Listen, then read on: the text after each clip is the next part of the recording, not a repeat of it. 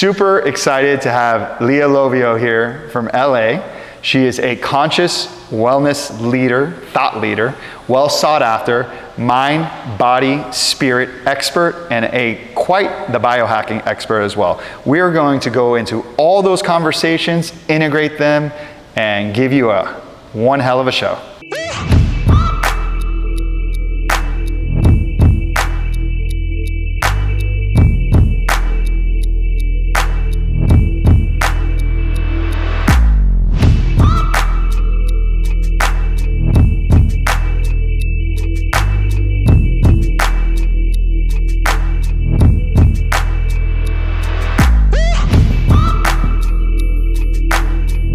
So how did I get into podcasting? Well, it's a weird story, an interesting story. Yeah. I'm sitting in a sauna, just with a towel, and some guy goes, "Oh my goodness!" Some guy in a sauna. It's a dude sauna.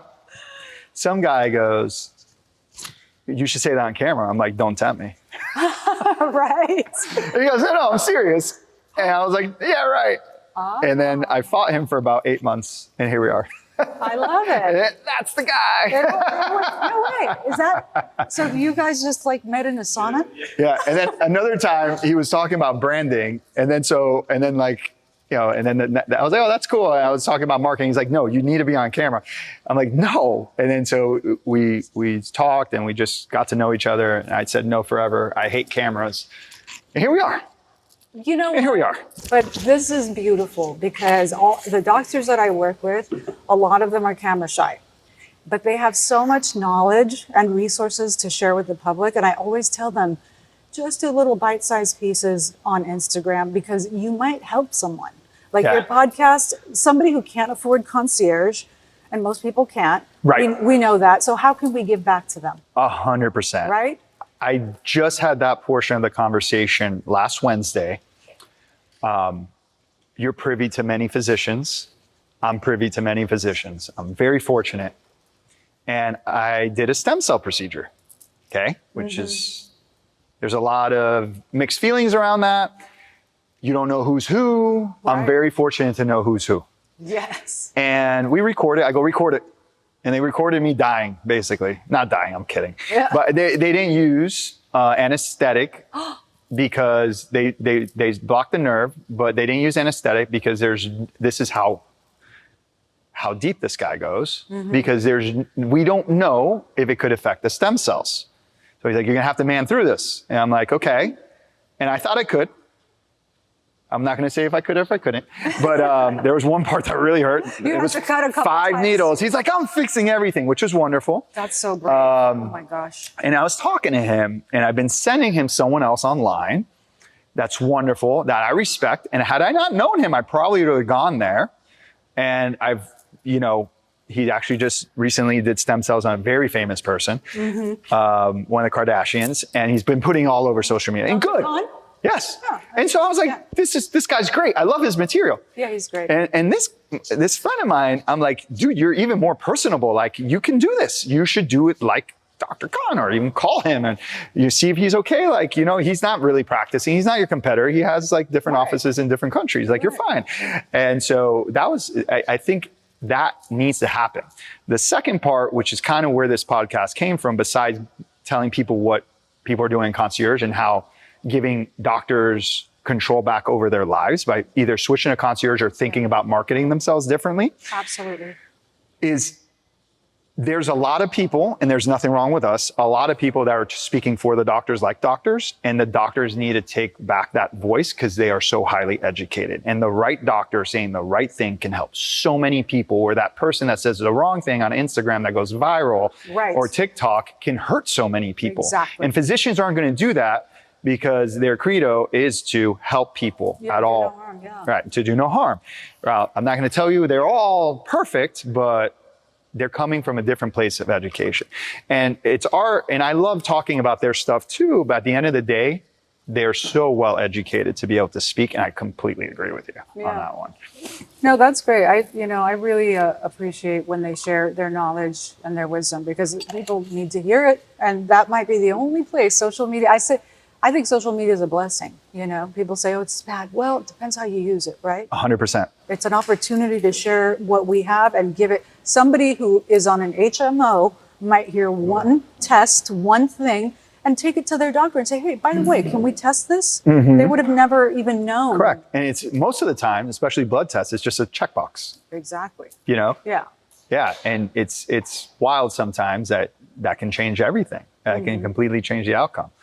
I've been guiding, I guess you could say, but I'm not the doctor, obviously, but I know we have 3 physicians. I know them very well. I know how they practice. And a dear friend of mine has cancer and he's super healthy, eats super healthy. This is why you need to see your doctor. Okay. Eats, or at least get a blood test online. That's fine too. I can deal with that, but you're gonna have to talk to a doctor. So, eats everything grass-fed. Most of the food they hunt. So it's as clean as it gets. As clean as it gets. You know, when it's pasta, it's imported from Italy. Like, Yeah. they're well-to-do people. Come do your lab work. No. Come do your lab work. Just please. Years and years. And we've been hitting from all sides. So from the medical side, what to do, and then hitting it from what you can do and take control as a non-person that doesn't have all these things is, you know, fasting, maybe hyperbaric you can or cannot do, exercising, and these things. And we were going on, this is where I was before you came in. And the labs look like he's okay. Wait, not, but his body is reacting so well to that stuff that it's actually, his numbers have gone in. And that doesn't mean please get medical advice, but when you're fighting something like cancer, you want every bullet you can get to fight that war. And so you're able to spend time with that person and give them the time they need. But someone listening here might look up one of these people that talks about this or look into those things and then find they may live another year, they may live another few months, you know, and that could change everything. What kind of cancer? Very rare. It's a very rare. It's like less than 0.5%. It's like this cancer that's weirder than weird. Like it was wild. Like there's only a handful of specialists in the whole United States. Yeah, some of the cellular medicine doctors that I work with, they're having a lot of success with ivermectin, but it depends on when they catch it, and it's super high dose, which has been really interesting. So tell me a little bit more about that. Cellular, what was it? Cellular medicine. Yeah. A lot of the doctors I work with are in cellular medicine, and so they have been doing this with people if they catch cancer early enough. Obviously, it depends, you know, right, how soon, the stage, the size. There's a lot of factors. Medicine is multifactorial. Right. There's not one thing cures everyone. 100%. And that's another reason why doctors talking online are so important. You know, like, They're using ivermectin really successfully for some people, obviously very high doses, and all the other factors need to be in place, like diet, exercise, external factors, and the factors that I work on, which are the mental, emotional, and spiritual, that also affect. I can't wait to dive into that, by the way. I was like, ooh, this is going to be fun. Well, it all matters, right? Oh, 100%. Like, look at how your energy, for example, you have very positive, beautiful energy, and that's what helps the healing process, right? The more the doctors feel this energy and are happy, they can transmit that, you know, to their patients as well. And the more of us that are happy to do this work, the more we can help people heal. You know? Yeah, and I don't want to go too far away from the cellular doctor, but I want to follow what you're saying because I want to come back to that. I think there's something there. I've been thinking about this for a few years, and I have some consultants that play in that spiritual energy world. Yeah, and I know there's an integration there because this thing is very powerful, and what you emit from it or what you feed it, coming back to social media, what you digest it can help or hurt you. Right. And certain people you're around and all these things, and you can get stressed out around certain people. And if you're in constant stress from an emotional state or a mindset state, that starts a cascade of inflammation right there. And so if you can get, and this is why I love where you're coming from. If you can get like almost like the East meets West, which is what we do. If you can start looking at health from all these 3 areas, like traditional medicine / and then we do traditional integrative / functional and precision medicine. And then you bring in this, how do I have purpose, good energy, calm? And I'm going to let you flow with this one because it's going to be fun. Like you're hitting it from every side. Absolutely. Yes. You know? And my friend I was just talking about, he is very, I'm going to get this done kind of person. He goes hard. And he digested everything, all the things he can do, and he actually implemented them. But he has a great mindset of it. I'm going to fight the living out of this. And I curse, but you're here. And that's part of it too. Yeah. Right. And I appreciate that. I know not everybody can do that. You know, some people are like, oh, poor me. And I get that because I think we've all probably been through that at one point in our lives. But I think there's also this factor, right? You were just saying, like the people that don't have that mindset, that maybe don't have that drive. Sometimes I think there's many factors that actually influence that. It's not just lifestyle, maybe traumas or circumstances that happened in their life. It also is very scientific and it is very cellular. For example, with people, you can work with them, you can have them go to therapy forever, you can have them go see healers and shamans and do Reiki and acupuncture and do all the medicine. But unless they are also physically optimized, especially, for example, brain chemistry, right? If the brain chemistry isn't optimized, it doesn't matter how hard they try to be positive, it's almost impossible. And the brain chemistry is also affected by the hormones, right? So we have to look, like you said, you do multifactorial, which is extremely important. If you don't tackle the hormones, the digestive system, the diet, and the brain chemistry, it's almost impossible to have that positive mindset. But then... And you added the diet. Yes. Which it all works together. Absolutely. So then if you have everything dialed in, and this is like, I know you work with a lot of clients like this, the people that do have the resources, they're willing to do it all. They're going to do the IVs, they're going to do the HBOT, they're going to take the supplements, have their super clean, organic, grass-fed diet, not taking any toxins. And then there are those people that still can't get better. Yeah. Then that's when we start looking at, okay, what's going on in the thought processes? Because as you know, sometimes society tends to tell people, well, you shouldn't have all of that going on. You know, you shouldn't get to have a great, happy family, a super healthy body, a successful career.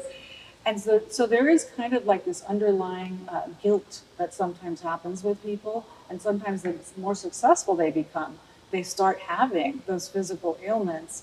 And until they start realizing that, the more they have in their mind, body, spirit, and their physical and superficial circumstances, because we do live in a physical world, the more they can actually be of service to the world. And when they realize that everything they have is actually a blessing that helps them be a blessing to others, many people have miraculous shifts in their life to physical ailments that, you know, they've gone to 10 doctors and they're like, why is nothing working and I'm doing everything? And then that's when we start to look at, wait a minute, what am I thinking about what I have? Or how fast do I get to heal? Right. You know, these are some of like the questions that we start looking at with patients and with people. And it applies to every area of your life. Yeah. And that, your world, I had a podcast with a physician that actually you should meet. That I've been working on that for years. It's not easy work. Yeah, maybe you have it easier, and maybe you have a better program than what I've done. But I've swung my energy the other way before, and it's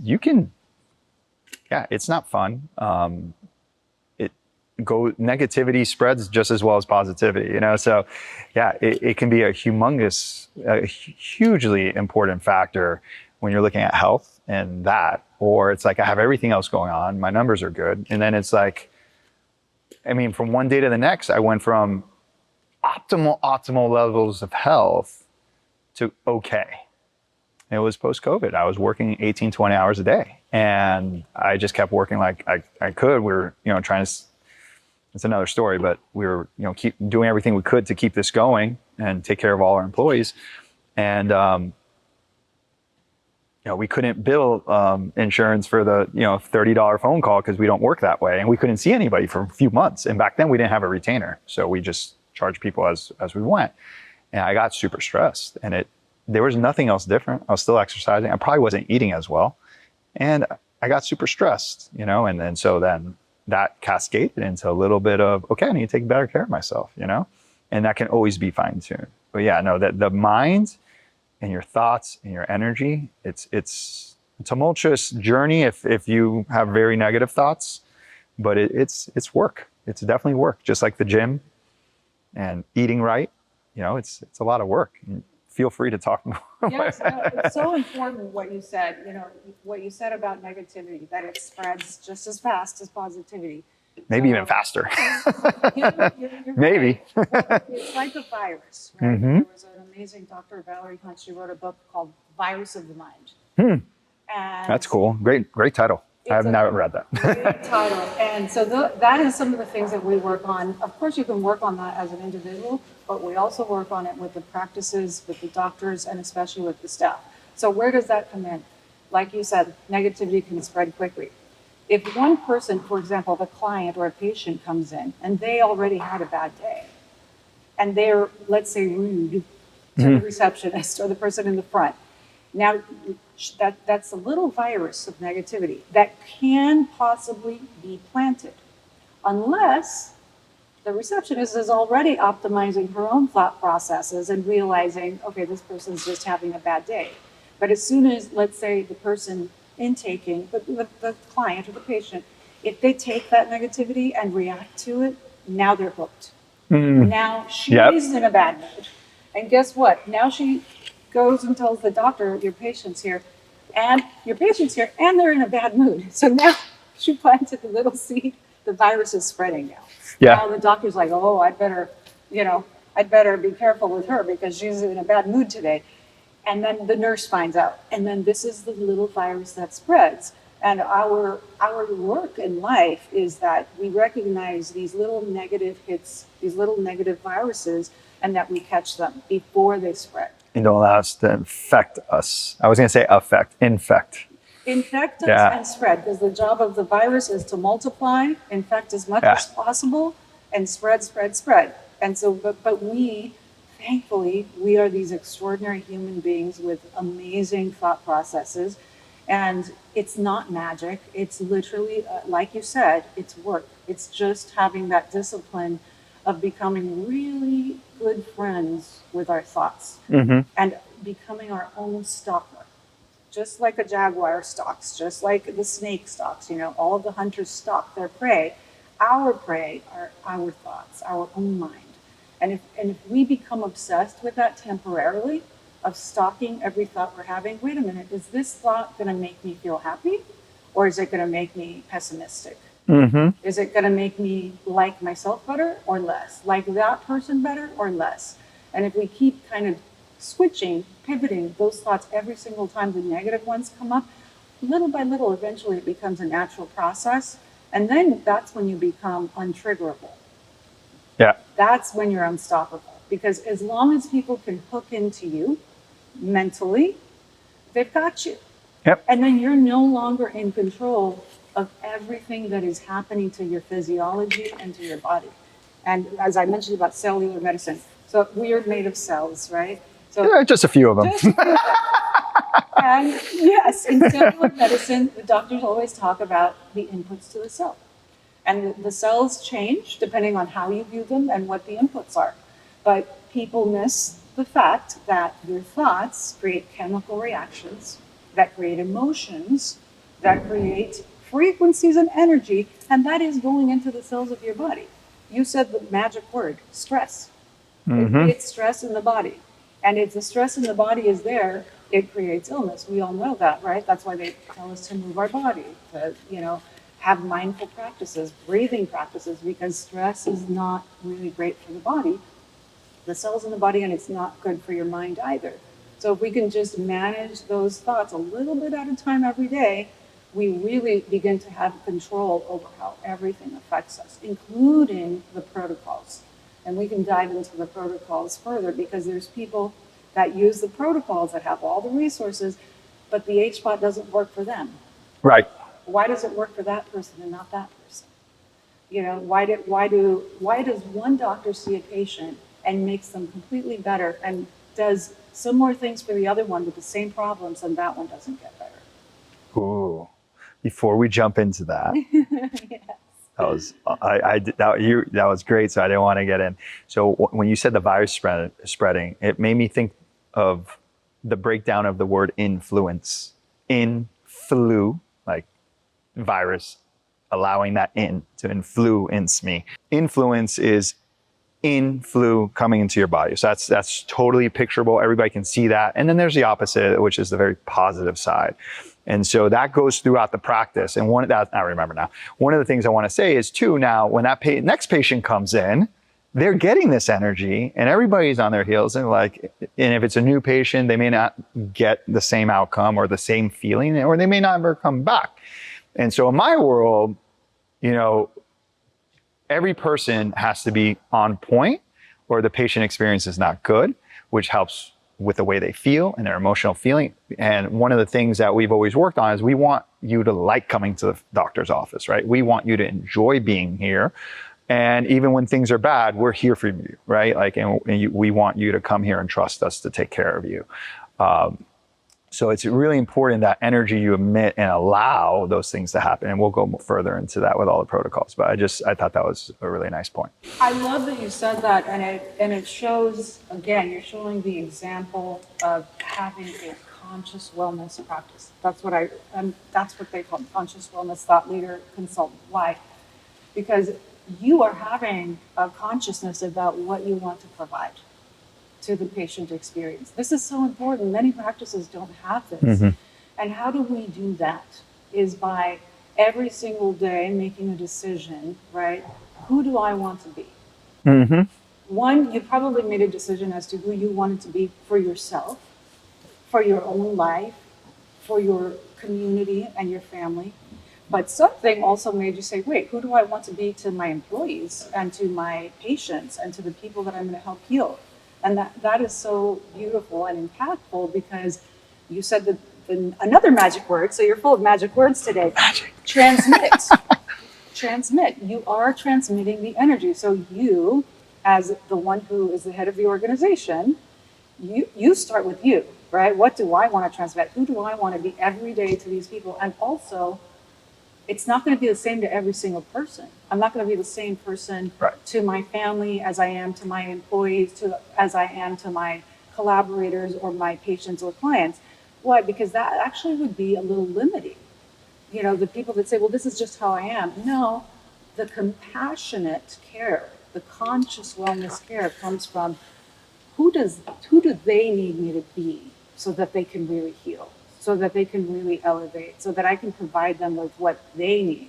And to be able to say, I'm okay, I can pivot and be and provide and transmit what each person needs throughout the day. It doesn't mean that you're a doormat and you don't know who you are. It means that you have enough wisdom, enough self-inquiry to have compassionate inquiry about your patients and who you care for.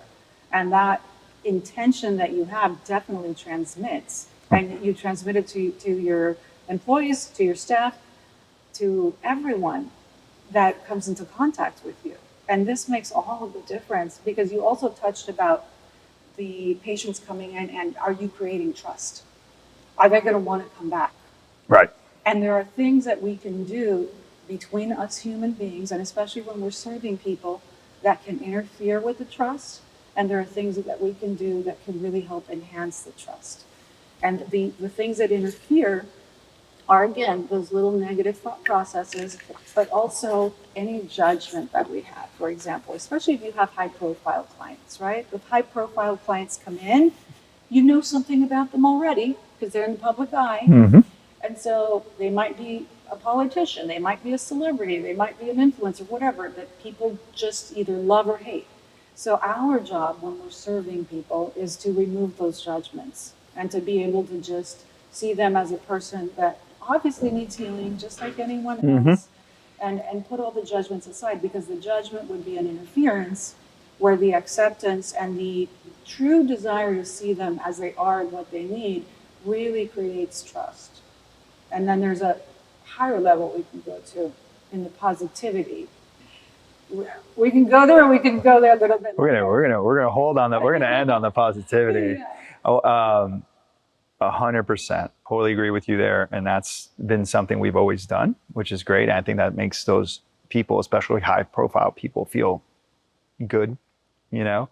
And it's always interesting to have them, and they're wonderful. And they're good people. Most of ours, thank goodness. All of ours, most of them. There's one other thing you said earlier that I just recalled, is often you work with the staff and the physicians and also some of the clients, right?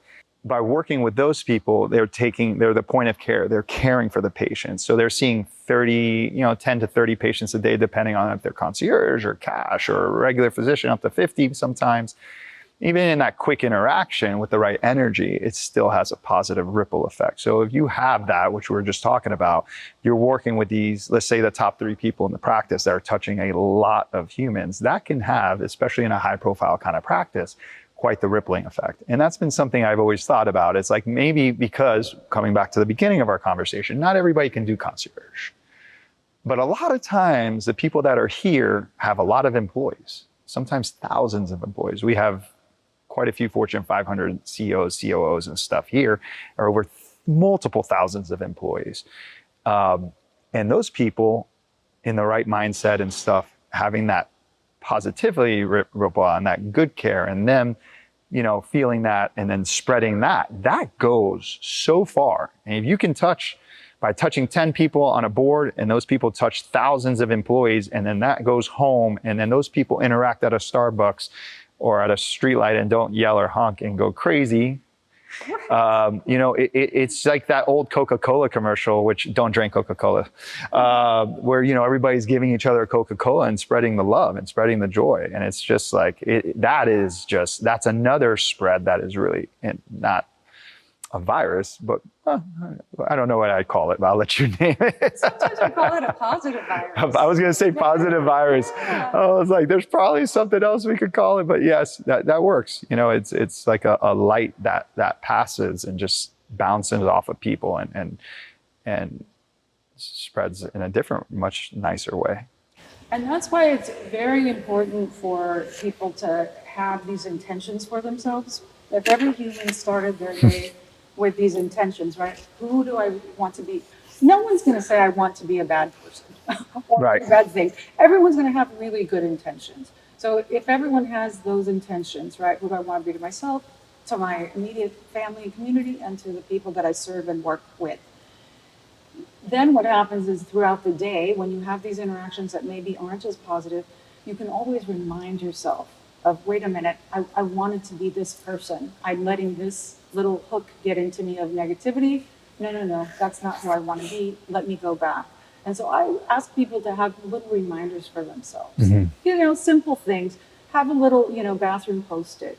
When you have an organization, you could have some positive, what is this organization? Like something hanging somewhere. People can have a little picture at their desk. So it's kind of just that little call back to, wait a minute, no, here, this is who I want to be, this is who I'm going to be, regardless of what the other people are doing. And also having a word, a word that people can go back to. Like, choose one word that that if you see that word, you remind yourself of that word, you always know, like maybe it's compassion, right? When somebody comes in a foul mood, have a little compassion. Who knows what they just went through? Who knows what they're going through? We don't know. So we can just call ourselves back to that inner compass of who we want to be, and having physical reminders, because again, we work in the physical body, right? No matter how spiritual somebody is, they're still in a physical body, and they have to use the physical body for that peace of mind, for that higher consciousness, or whatever type of spirituality they want to practice. If they believe in anything, they still have to use the body to get there, because that's the vessel. This is the vessel. Right? So, that I have found very useful for people, having these little reminders for themselves. And then also there could be physical energy clearing. It could be as simple or as, out there and woo as you want. Some people like to have some spray, like for the doctors especially, sometimes in between patients. or a little bit of movement, right? For doctors, especially. Most doctors, most healers, and anyone in the healing industry, and I consider that from anyone on the business side to the office side, the nurses, everyone involved, these are empathetic people. We are empathetic people. We want to help the world heal. And when you're empathetic, sometimes you can take on the sadness, on the heaviness of the people around you, just because your heart hurts for people many times. So again, this is where we have to remind ourselves, who do I want to be? And will I serve this person if I'm also starting to get depressed about this? I'm not going to serve people well if I'm also feeling drained and sad. I have to actually bring light to them and energy to them. So that's also a practice that we have to find ways to turn ourselves back, right? How do I get my energy back after I've seen someone who's suffering tremendously? So I recommend that people do very simple things, go to the bathroom and do 10 squats. Or if you can do it in your office, do it. If you can go outside and look at the sun for a couple minutes, that's an energetic reset. Doing a few bounces, doing some tapping, playing a little bit of music. Some of the practices started doing that. They'll just play a little music in between patients, and it really resets their mood. So just a bunch of little simple things that people can incorporate makes a big difference, because I think that so many doctors, they care for everyone, and in the end, they don't care for themselves. Oh, that's historical. Yeah, right? They're the worst patients. Yes. It's funny. We have so many doctors as patients. It's pretty wild. Obviously, can't talk about who they are, but it's so nice.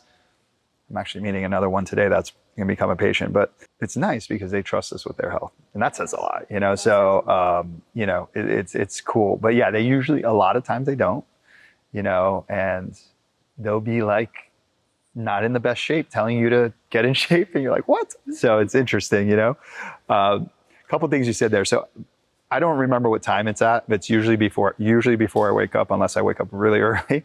I do have a trigger that goes out every day. I don't remember if it's on my calendar or a reminder, and it says, who do you want to be today? I love that. It's the first thing I see. Okay, I do that, and I look at my Whoop. Because sometimes it doesn't update, so I'll turn it on so I can see it. And that's PTSD, because I would go do my workout, wouldn't catch up, and I'd lose my sleep, and I would be like, I don't even know my numbers. But so that's that. The other thing that I'd like to, how did you get into this? Yeah. I'm listening to you, and I don't want to take too. I know some of I've had some of these conversations before. So how did you get into this? Yeah. So for me, I grew up in Los Angeles, and I say gratefully I grew up among tremendous chaos, because Los Angeles is just chaotic, right? There's a little bit of everything, and if you can find your peace there, you can find your peace anywhere. You should coin that. Yes. That should be like a bumper sticker that you put for sale. I think a lot of people in LA would put that. Absolutely. And maybe there'd be less craziness in the traffic jams. So I grew up among different types of healers, spiritual practices, religions. I was very blessed to be exposed to many cultures.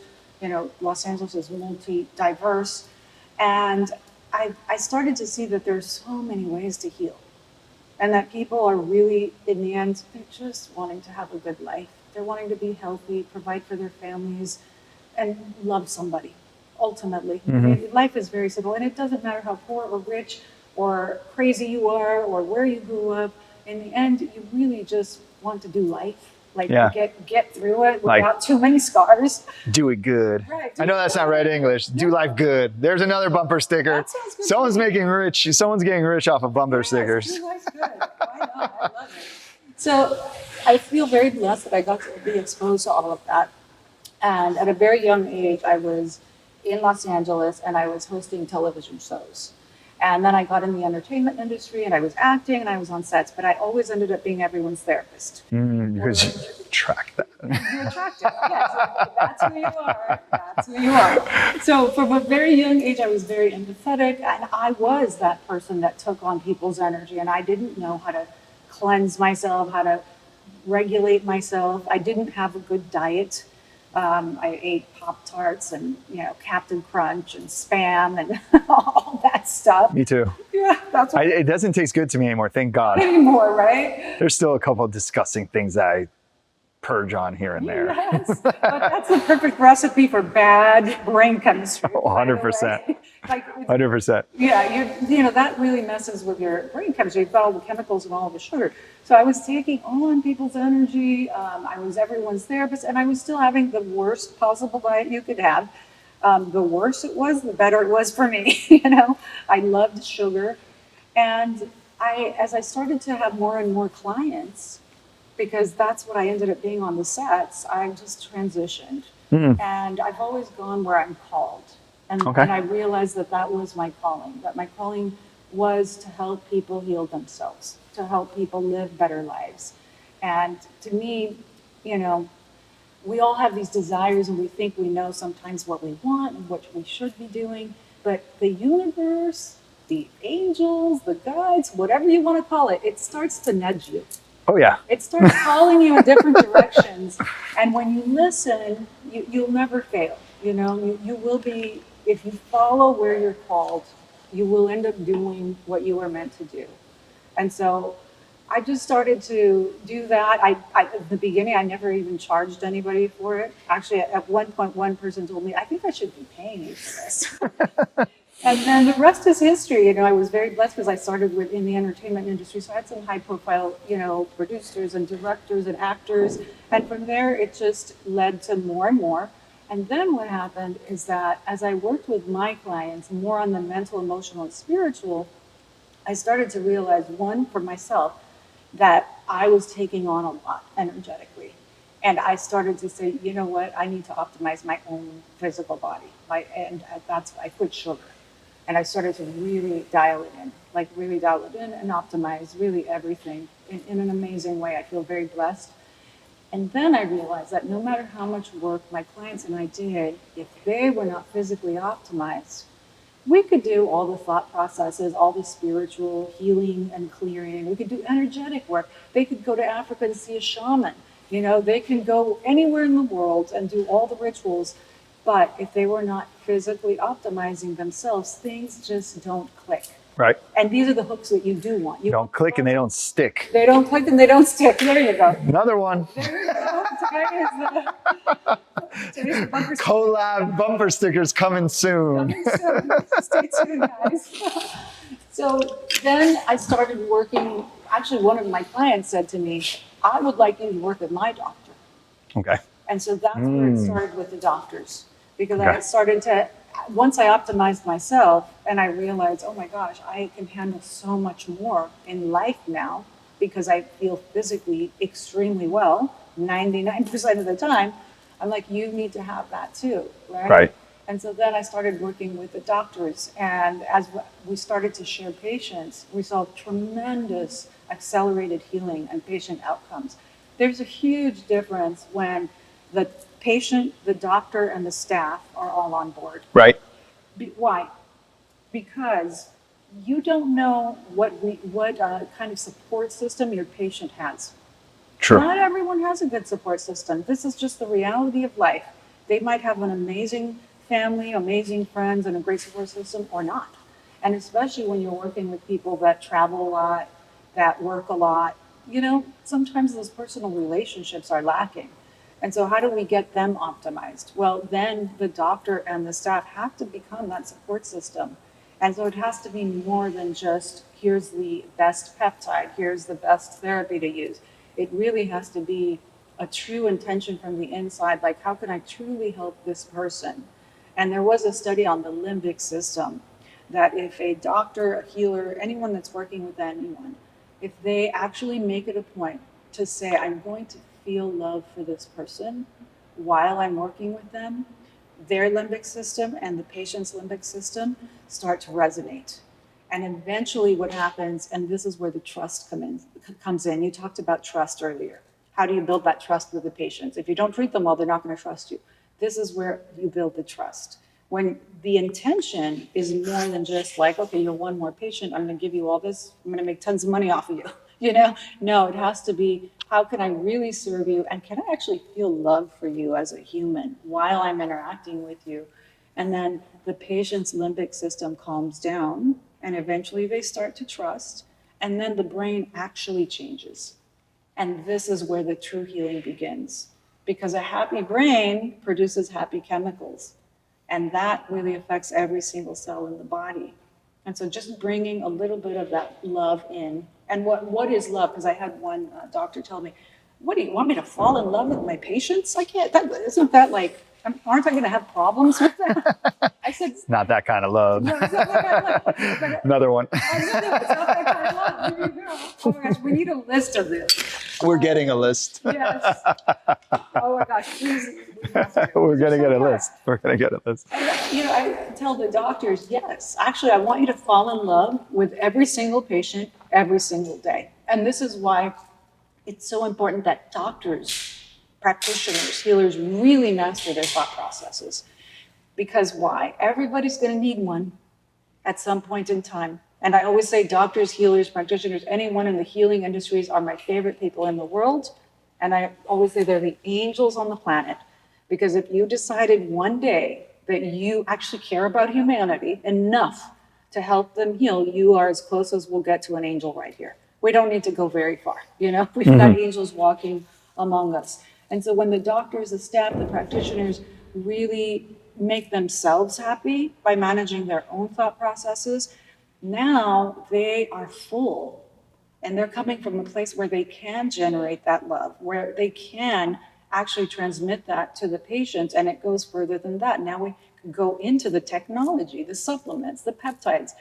Why does one peptide or one therapy work for one person and not another? There's many factors.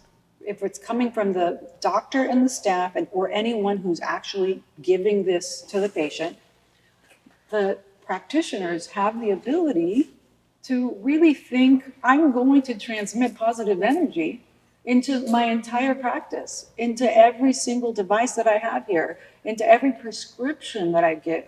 There's some people that are very anti-pharma. Well, we need to go back in time. Pharma started with ancient plants. Right. And these were sacred plants, and they were meant for good. And the original healers of ancient times were doing this for good. And they were looking for formulations. They didn't have the names or the titles for them or the science to back it up. But nevertheless, these were miracle healing drugs. And even to this day, most of the biggest medications have something to do with a plant or an insect or something. Like that's where it comes from. And so like I get both sides, Yes.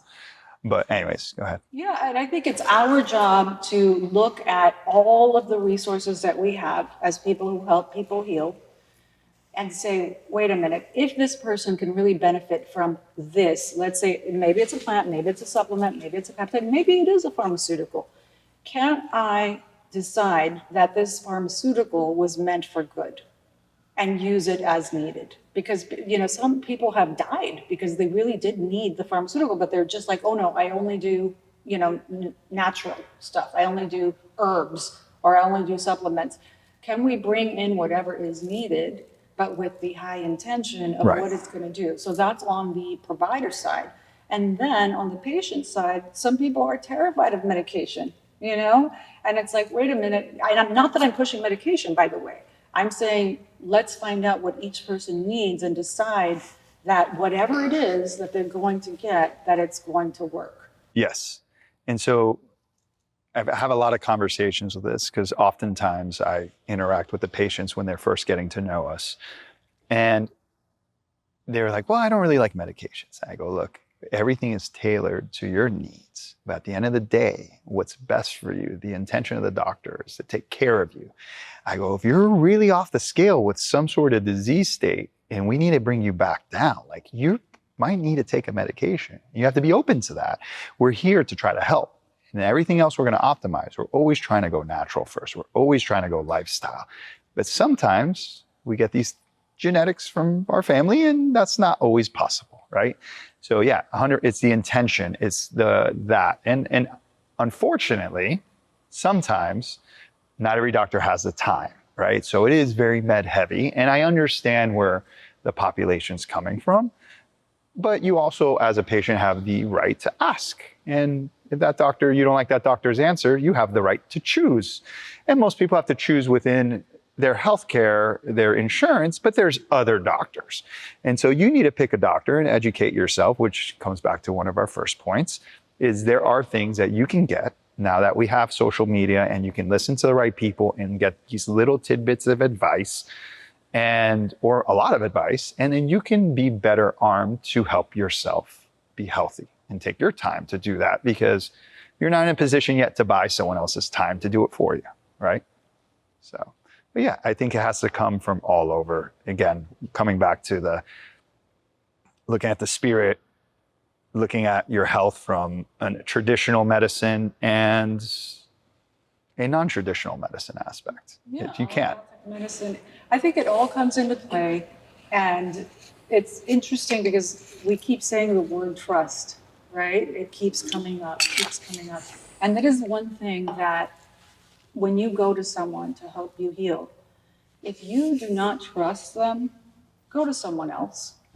Because that again, those are the interferences that I was talking about. We talked about one interference. That could be just the thought process of just somebody judging somebody, right? The doctor judging the patient, or the patient judging the staff and the doctor as well. It goes both ways. Yeah.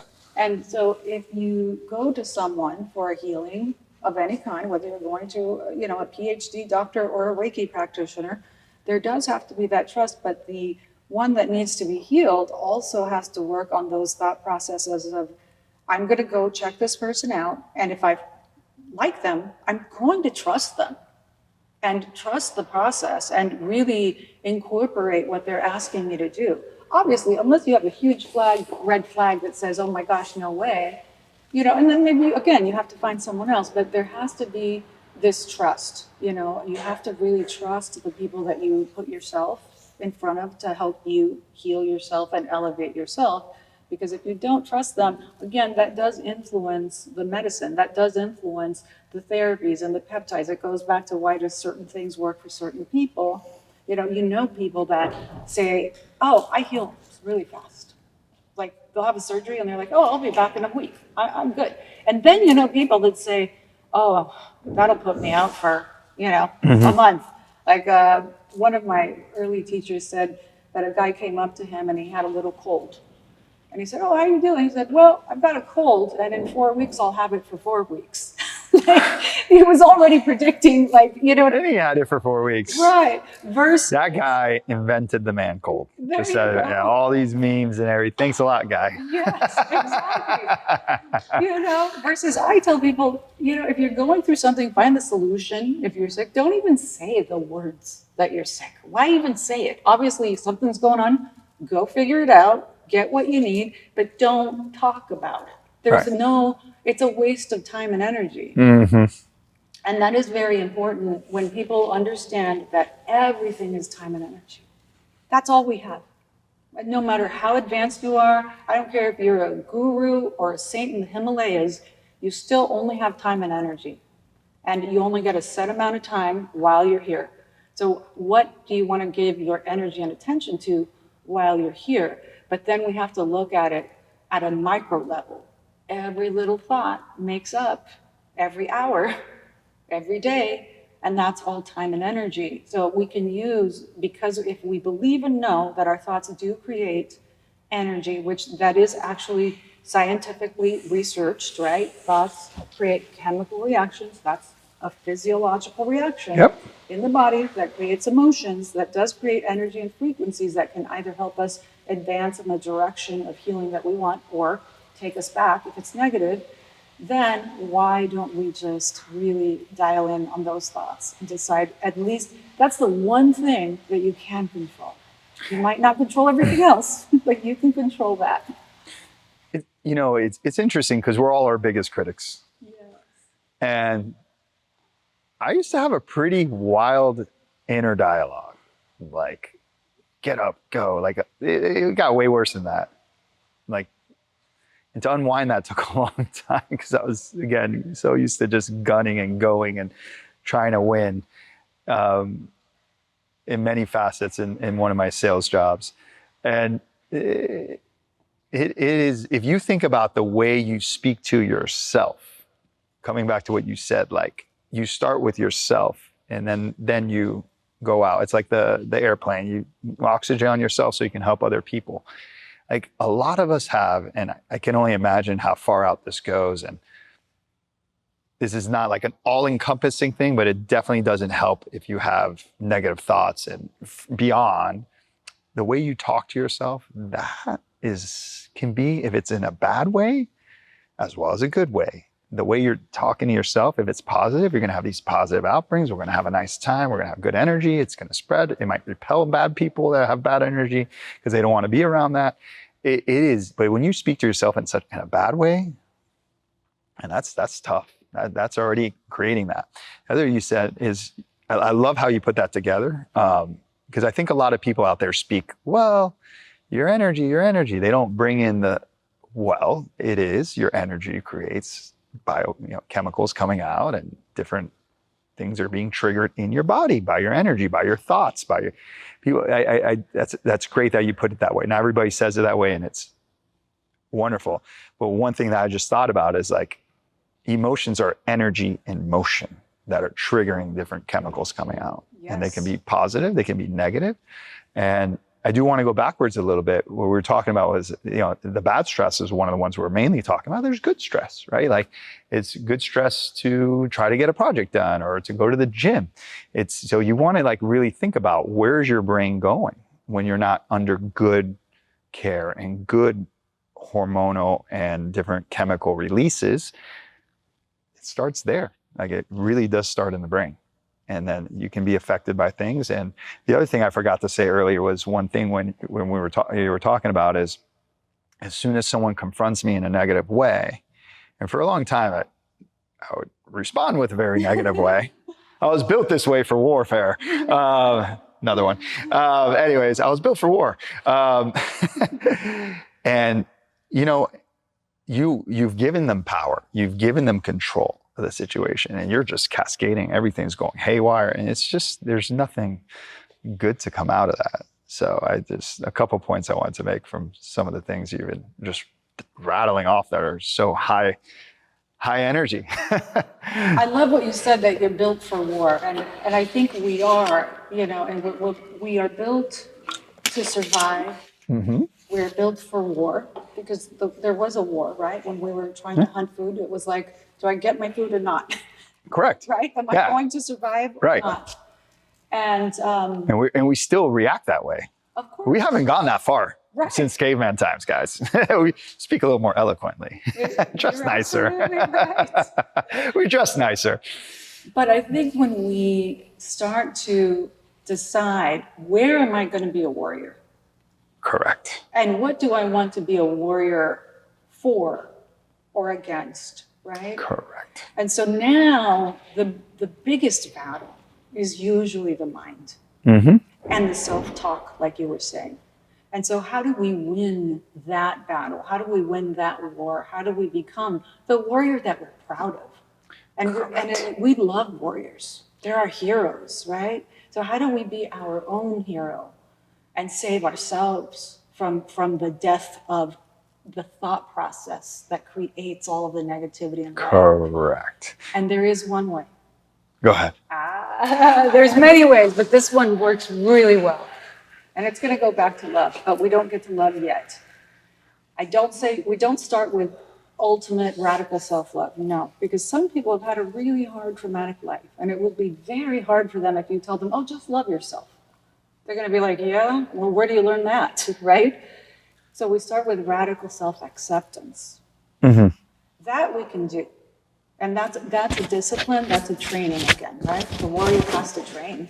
Yeah. It's innate, but he also has to learn how to use the weapons and the tools. Correct. So how do you do that? Again, becoming the stalker of the mind, of the thoughts. And then when you do get caught, and when you do falter, whether it's that you did tell someone off back and you made the situation even bigger than it needed to be, or whether, maybe you did stop at the stop sign and you were so mad that you went and pounded on someone's windshield, or you decided to go eat 3 pizzas, whatever, right? All of those can be detrimental. I can do that sometimes. Have them so good. Not anymore, but that's okay. Yeah. I'll figure it out. So what you do is that's when radical self-acceptance comes in. And it doesn't mean that we say, oh, well, that's how I am. I don't care, whatever. I Right. lost it. No, we say, oh, shoot, yikes, I did that again.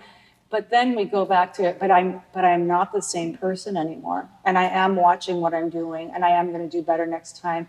And we treat ourselves like, and many people don't have this example, so we have to use our imagination.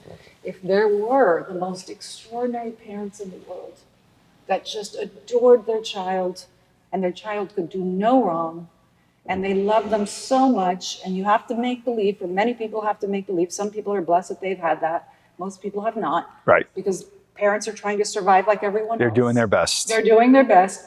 You imagine if you were the most precious baby in the world yourself, and you were the doting parents to yourself. And what would you do to that child if they did spill? You know, maybe you would just say, instead of, oh, you spilled, no, you would say, oh, sweetheart, don't worry, let's wipe it. We're going to do better next time. Next time, be careful when you walk this way. You would be very kind, very strategic. You would be very conscious about how you talk to that baby, to that child, because you wouldn't want to traumatize them. And let's say that you were these parents that not only were so loving and spoiling, but they also knew the best psychology strategies. I was going to say, by the way, you are getting a Playbook 101 on psychology right now, just FYI. Right. So we have to do that for ourselves. Most of us have to do that for ourselves. And if we can get to radical self-acceptance, the healing starts to kick in. Every time you have to commit and be intentional to get better, because just allowing it, like you said earlier, oh yeah, next time, it's not going to happen. If I keep eating 3 pizzas every time, if I don't go down to 2, to 1, to 2 slices, if I don't hold myself accountable and dial in slowly, because it's very difficult. Not many people can just flip the switch. This is back to psychology. It takes time. So you have to accept and be okay, but you have to hold yourself accountable, right? And I know you're saying this. So yeah, okay, next time I'm going to do it. I did it again. I'm going to do better. Okay, 2 pizzas. Oh, okay, we're getting somewhere. I really love pizza. Let's get down to 1 pizza, right? And whatever that is for you. You hit a topic that I may have done already. Sorry, Rob, on one of the previous podcasts, but this is, I'm just messing around. This is even more in, we'll go a little more in depth. So what you just talked about, number one, I think, I talked to my mom recently about this. And when I say recent, in the last few years, we all have, most of us have something that we brought from that thing, but it's also what made us. So if you're doing, most people, and even furthermore, most successful people have not the easiest childhood, right? So, and that's been proven time and time again. That doesn't mean you can't have it the other way, but I'm just saying a lot of people that end up doing very well in this world, CEOs and people that run companies, utilize that as a force, and hopefully they work on themselves. And most of them do, because they have a lot of resources. I'm sure they do. But I told her, and I love my mom like dearly, and I was like, I know you did your best. Like I finally understood, right? But what you're saying is like visualizing that perfection in your childhood and like giving that forgiveness and understanding instead of dwelling, which is also a mindset, dwelling, oh, my parents. Yes, for sure. It had an effect on you. Forgive it. Understand they were surviving and you're trying to get to the next level. And a lot of my friends are 2nd generation Americans, including myself. I'm like, they came from, and it's such a, and we talk about this over some wine, which I know you may not have, but I have wine. It's not pizza, it's usually wine. And it's, going from surviving to thriving. And a lot of this generation that I know that around my age, we're thriving, but we're still holding on to survival instincts. And so the next part I want to say is that if you have that child that spills in that, if you take a step back and pause, you're actually continuing the generational thing that you didn't like, because it becomes natural. And I call that, and I've had this deep conversation in Asana with a certain marketing brand guy and beyond. But on a serious note, I call generational wealth breaking those shackles, breaking that passing of energy, because you do become aware. You do become, how did you say it? stalker of your mind. There's something there too. That's probably another bumper sticker. And you're able to say, oh my God, I don't want to pass that on. And that changes things too. So maybe you're not in charge of 1,000 people, this and that, but I think probably the most precious thing you can do is when you have that kid is not to pass all those out. And they're already now wealthier than you. And that is all the difference because their mindset, their energy is wonderful. And with taking away all the money, I think sometimes simple is better. You know, we don't know. I'm in a big town. You're from LA. Like, you know, it's difficult to think about those things when everybody's hustling and moving. But at the end of the day, like that is probably the best thing you can give that kid is not passing on the things you didn't like that you're doing and literally replicating your parents. And nothing against them. They did their best. I get it. I'm fortunate enough to have met people like you before that have kind of made me think about it because it's so quick, right? It's so deeply embedded in us. And I call that generational wealth. I mean, it's great if you can pass the other one on too. Don't get me wrong. I'm not saying anything on that, but I think that's the best thing you can do for your kids. Otherwise, it just keeps going down the family line.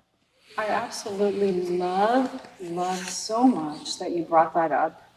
That is so important because that's the essence of who we each are, right? We come into a family and for a long time, we don't have any control over what happens to us until we grow up. I love the consciousness of the parent. And then we, as the children that are now adults, we have no control over what our parents were or our families were. But Wow. No, that's for another episode. No, but go ahead. We have no control. right. But the beauty here is what you're talking about, the generational wealth, is that, believe it or not, our parents, our ancestors, they're hoping we do better than them. Of course. They're like praying to whoever they pray to that, oh my gosh, I hope you don't continue the toxic things that I did. Maybe they'll never say it, but that's where the spirituality comes in. That's where the spirit of the matter comes in. All of our ancestors, everyone who's ever lived, their hope was that each generation would be better. And I believe that they are hoping, they are wishing that we do better. And then for us, as those who are here, who are left, right, it is our job. And that is where we become the warrior versus the victim. We slay the past negativity. 100%. And we choose to become the warrior and make it better. If we make it better for ourselves, we're also making it better not only for the ones to come, but we actually are making it better for the ones from the past as well, for our parents, for our grandparents, even if they're not here. If you believe in anything, but we are making it better for everyone, past and present. And even, I have seen even parents that stop talking to their adult children because, they decided to really elevate their life and do things differently. And they didn't believe in, certain type of language or discipline anymore. They're like, no, I don't do my life that way. I'm not going to raise my children that way. And sometimes, they're estranged. But then in the end, at their last days, they tell them, or they hear from someone's cousin or the aunt, your dad actually said he was so proud of you. Even if he never told you, or your mother said she was happy that you did that you changed your life. It's very interesting, but anytime we do something to become better human beings, to become more generous, more kind, to heal the wounds, the traumatic wounds, we help everyone heal. And trauma, for example, many people talk about trauma. What we can do today to stop trauma is that traumatic experiences happen, but the reason why they become a trauma that becomes a drug addiction or a depression or a physical ailment is because people feel alone. Right. And they go through the trauma and no one is there to support them, to see them, to say, hey, I see you. You shouldn't have gone through that traumatic experience. I'm sorry. And that's even different than you could have someone go to therapy for years and years, but no one that actually was close to them gave them that acknowledgement. And so then they're just in therapy forever, still suffering the trauma. And that's when an experience becomes a lifetime trauma. So if we can do this to ourselves, number one, going back to the self, to be kind to ourselves, to have radical self-acceptance, and to speak to ourselves like, hey, sweetheart, I know that was traumatic, that shouldn't have happened to you. Have compassion for ourselves. Then we have that for other people as well. And this is how everything that we do to heal ourselves heals everyone that is attached to us, everyone from the past, from the present, and everyone that we have anything to do with. So I really appreciate that you mentioned that, because a lot of people don't like to talk about, you know, the parenting and this kind of stuff, because it's very delicate, but it's so important, because it is, you know, that is our makeup ultimately. And then we have to decide what we want to do with that. And it's not everybody's aware of it. It's super easy to be unaware of that. It's like, again, it's instinctual. It's being created in you. Like, it's like, okay, it's probably been done for generations. That's how we spoke to each other. That's how we did. And that's, some of it's okay. And some of it may not be, but think about that. Like when you're speaking, you say, when you slow down and when the kid drops the cereal, whatever it is. The other thing that's interesting, which also brings it all together, is that person that feels lonely has a different cellular response, because it's already a negative thing, and that's cascading things, and it goes further, and it can lead down a million different ways. And I was listening to something the other day, and that's different than solitude, because solitude is a decision. You feel, I want to be alone. I want to be alone today. I want to be by myself, and I'm going to enjoy that. Whereas forcibly being lonely is like a negative feeling, right? So that was one thing that I was thinking when you were saying that, and it's unfortunate, but it can lead down the same thing. The brain starts triggering these emotional responses that are not positive, and the next thing you know, it keeps going and going, and you get an addiction or whatever avenue you can go down, which can get pretty dark, you know. But yeah, the kid thing, you know, I think the kid thing is, I think people need to talk about it. I can't go to you and say, you should do this with your kids unless you ask me. But I think, again, and it's not everybody does this work and not everybody's open to it. It's being aware of what you're doing and how you're speaking to yourself and how you're reacting autonomously, just automatically reacting and saying, is that okay? Just questioning it. It might be okay. It might not be okay. I may keep something that I think is important for the next generation, and because I don't agree with what's happening in this generation. But you be able to make those decisions and think about them and see and think about them logically, which is what makes us human, is important. So question yourself.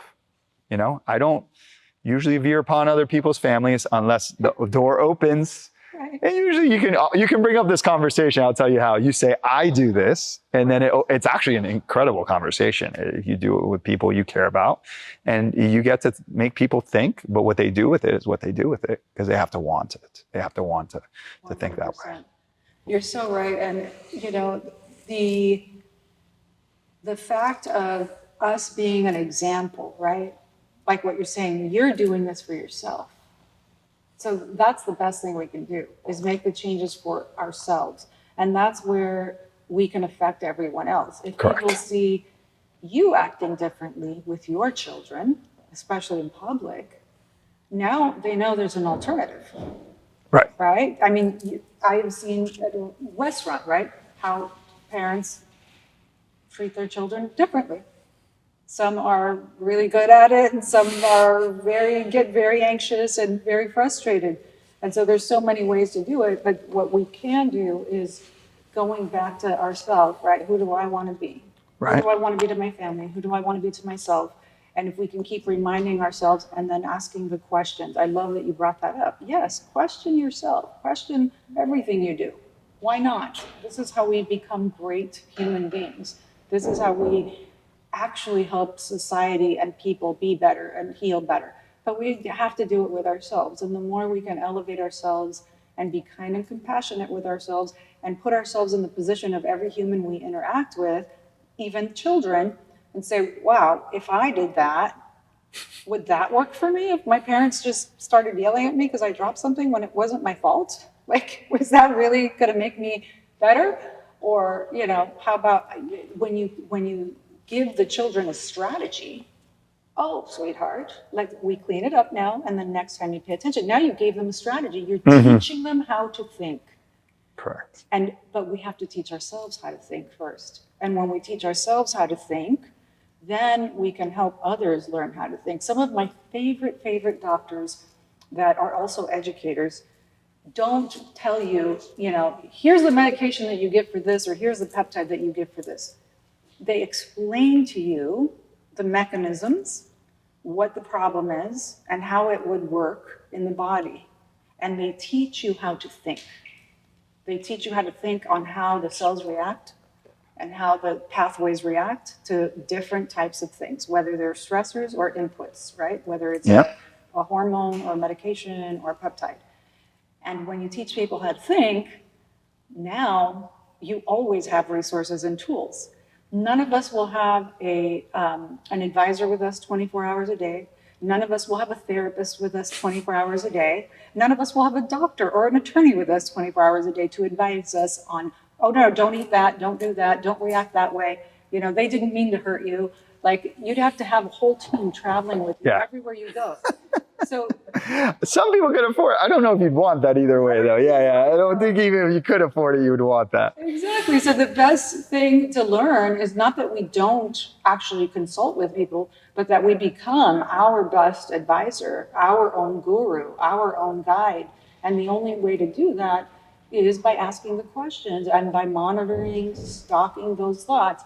And people think, oh, you're talking about like these elevated spiritual people that, just spend all their time meditating. No, it's actually not that complicated. It's really practical, it's really logical, and it's actually physiological. Even spirituality is. What is spirituality? For some people, it's different. But really, spirituality for most people really is feeling peaceful, feeling happy. And you're doing work and having a life that inspires you. When you're inspired, you're going to like this one, another bumper sticker. You're in spirit. I like that. That's all it takes. Yeah. And now you're spiritual because you're doing inspired work. You're helping yourself and you're helping the world. And now you're a spiritual human being doing good works, which I call the blessing work in the world, right? We all have the ability to do the blessing work, to be a blessing to people. And number one, we have to be a blessing to ourselves. Yeah. And that spreads. And when that spreads, we won't see so many terrible things on this planet, And, the difference between, we all want to be in control. And so I want to bring this back to the warrior part. We all want to be in control. But if I'm a responsive warrior, I'm not in control. So I said this a little bit earlier. But where you have freedom is when you can make the choice, right? And there's times and places, because we do live in not a fully peaceful world, that you may have to be the quick to react, and that's okay. And because we are warriors and survivors, and we've been, going to war for a long time. But it's that ability to make that decision and what that output is. So, this has been. Is there anything else you'd like to cover? I feel like I got a wonderful session. I feel great. I want to go home. No, I don't want to leave you, but I'm done for the day. I'm like, dude, I don't even want to work anymore. But I think it's the way, even if you're only interacting with one person, if you don't have access to a concierge doctor, there's so many materials online. And you said there's a book called Radical Acceptance. It's a very popular book. But these concepts, you can dial them in, and you're even in a better place now because some of these books can be a little dense. Maybe you don't like the way they're written, and that's okay because a lot of people do like it. I used to be hard on myself for that too. I was like, I don't understand why I don't like this book. But now with the ability to look things up online and get something that's manageable for yourself, or you can ask literally one of these AI things, can you say this in a way like for a 5-year-old, or in a simpler way, or give me a plan of action to help myself start this way? You can literally find a way to start bringing yourself and educate yourself to be in a better place. And even if you just are, I want to come back to all the good, whether it's your kid, your brother, your mom, your dad, just that positive, or even someone at Starbucks and you just smile, that has an effect and it spreads. And so if you can be a little more positive, it does make the world a bit better place. And eventually, hopefully that can spread to even some of the longest lasting wars of man's history for thousands of years out in the Middle East. It's just not stopped. And it's not going to stop unless something changes mindset. I had this conversation with someone that's very spiritual and more along the Judaism side. And he's like, we just have to one day find a way to care about each other, love each other, and change our mindset. And it's going to be very difficult. I'm not going to say it's not, and just let it go. And I understand why they're at war. I understand why, they do what they do, and I get all that. But like, the only way we're going to be able to stop that is by changing and doing this kind of stuff, one person at a time, and spreading that stuff. And, one thing that actually yesterday I was at a class around spirituality, and there was like he said a story, and it was awesome. Ariel, you rock. And it was a story about a kingdom that everybody was jealous about each other. And you have this, and you talked about this earlier, and you have this, and I want what you have and this. And so the king, smart, wise man, said, okay, get a bag, write down everything you have and put it in the bag. Everything, the good and the bad and the ugly, just put it in there, right?